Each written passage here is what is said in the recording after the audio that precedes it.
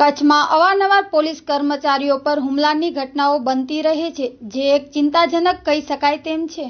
કચ્છમાં અવારનવાર પોલીસ પર હુમલાઓની ઘટના બનવા પામતી હોય છે, જે એક ચિંતાજનક બાબત કહી શકાય. ગઈકાલે ભુજમાં 3 પોલીસ કર્મચારી હુમલાની ઘટના બનવા પામી હતી. આ અગાઉ નજર કરી તો પીએસઆઈ ઓડેદરા પર હુમલો કરાયો હતો. થોડા સમય પૂર્વે ભુજ તાલુકાના કનૈયા 2 ખાતે જુગારની રેડ કરવા ગયેલી એલસીબીની ટીમ પર હુમલો કરાયો હતો. બીજી તરફ આડેસર નજીક ચેકપોસ્ટ પર દારૂના વાહનને રોકવા જતા ગાડી ચડાવી દેવાનો પ્રયાસ કરાયો હતો.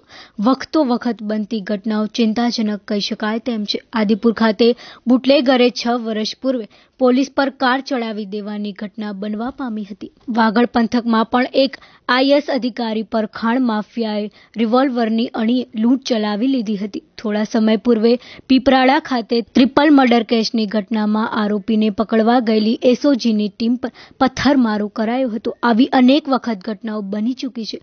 આ ઘટનાઓ અંગે શું કહે છે અમીર અલીભાઈ લોઢિયા, તે સાંભળીએ. આપણે વાત કરી છે કે પોલીસ ઉપર અવારનવાર હુમલા થાય છે. તેનું કારણ માટે એટલું જ છે કે પોલીસ છે ને કોઈ પણ જાતની શરમ રાખ્યા વગર અને જે તોમતદારો છે, અસામાજિક તત્વો છે, તેના પર જ્યારે ધાક બેસાડે છે ત્યારે હર હંમેશા એવું બન્યું છે કે અસામાજિક તત્વો કે પોતે જાહેર ન થાય તે માટે પોલીસની જે બહાદુરીતાપૂર્વકનું જે વલણ હોય છે તેને નબળો પાડવા માટે એ લોકો હુમલા કરે છે.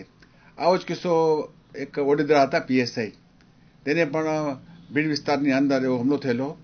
પણ જે ઓડેદરા જે હતા એની બહાદુરીપૂર્વકની કામગીરી હતી અને એ કામગીરીને નુકસાન પહોંચાડવા માટે એ આવા હુમલા પણ થયા હતા અને થાય છે પણ. હા, એ વાત ખરી છે કે એ અસામાજિક તત્વો તરફથી અવારનવાર જાંબાદ પોલીસ બહાદુર હોય છે, તેઓ પોતાની ફરજમાં હર હંમેશા વફાદાર રહે છે. તેઓની ફરજને નુકસાન પહોંચાડવા માટે આવા હુમલાઓ થયા છે, તે હકીકત છે.